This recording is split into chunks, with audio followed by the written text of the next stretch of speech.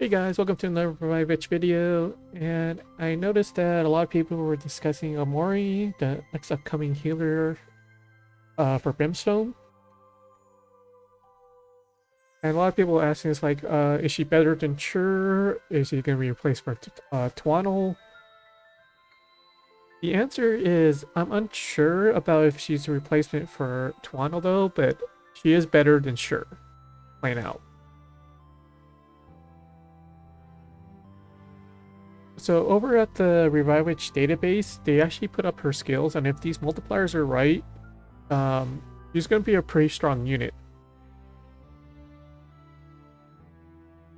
So her first skill is Diagnose, and it's basically a heal though, but also applies a defense ignore.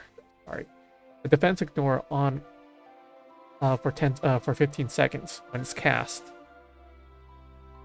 So I basically wanted to go over her first skill a little bit more, because the wording that it says is 20% of self's attack, meaning that when she applies the buff, it's not going to be scaling off of her attack. It's going to be scaling off of the allies' attack that when she applies the buff to them. So when your assassins or your DPS unit gets the buff attached to them, they'll be scaling it off of their attack, which is really unique. So if you guys have like Akasha or Medivh and stuff like that, they're going to be getting more defense ignore on top of their passive aria, especially for Medivh, and if you have Akasha's weapon. So this will bring them more into your range though, of like Slania's attack. The Slania's passive is that she already has a built-in defense ignore into her kit on her passive. So when you toss Catherine into that mix though, what she does defense shred, you're going to be doing a lot more damage. Her second skill is really good too, because her second skill is also a charge skill. And if you guys have been playing this game long enough, you should know how good charge skills are. Since she doesn't use a chaos resource, that chaos resource could be used by your two other units, especially Catherine and your DPS unit. Because as you know, that most assassins chaos skill costs 4. And if you don't have a unit that uses it, then it frees up that resource. And her passive is what makes I think like she might be dipping into the range of Twaddle though. Because normally when you use an order skill, it's usually a 1-to-1 ratio between order and chaos, meaning that for every order energy you spent, you get that much in return for chaos. So basically, if you use a 4 order energy, 4 chaos. Sorry, if you use a 4 order energy, you get 4 chaos in return. So, but with her passive, you're getting 2 order energy for 4 chaos. So basically, it's almost double. So basically, she uses Diagnosis. Instead of getting 2 return, you get 4 chaos in return. And in Twaddle's case, she says that she just regens 1 chaos every 2 seconds. And usually order energy regens also basically 1 unit per second also. So, she more than makes up for that in that turn. So she's like almost there with that passive though, but not quite there. So this is why I said that she's pretty close to. And with that being said, I wanted to go over some calculations, you guys, from this going from level 1 to level 90, A4, 90, how much it costs to max out a unit. You'll be pretty surprised. So I'm going to bring up a notepad right here.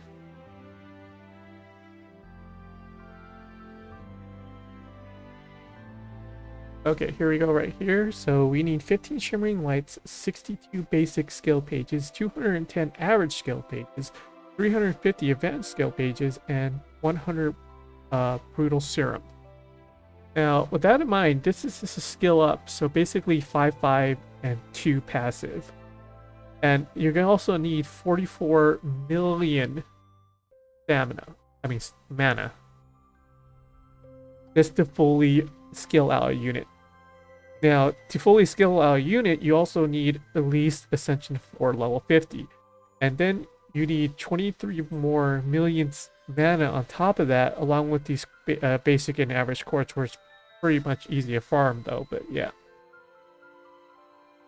So just to fully scale out a unit, you need close to 67 mana, 67 million mana. And I usually stop the unit at A4 level 80, because just to get them from 0 to level 80 A4 is going to cost me close to 41 million mana on top of that. So I'm already investing up close to around like 80 million or more on one unit.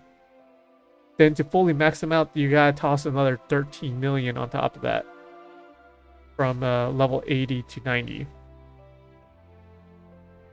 And then, so just on the mana cost alone, it's going to cost you 100 million mana. Close to it, about, give or take. Just to fully max out one unit. So, if you guys are a free-to-play player, I know how much stamina crunch you are, so about farming this or farming that. So, she is really worth the investment if you don't have another brimstone healer, which there aren't many.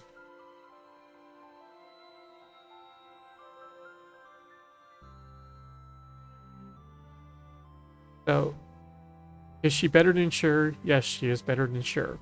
Is she better than Twaddle? That's kind of 50-50 on there. In all conclusion is that if you have stuff saved up, you should pull for her, because she is an exclusive unit, meaning that you don't know when her next rerun's going to be, and she's not going to go until after this. So if you need a Brimstone healer or a healer in general and you don't have Twaddle, she's a good alternative.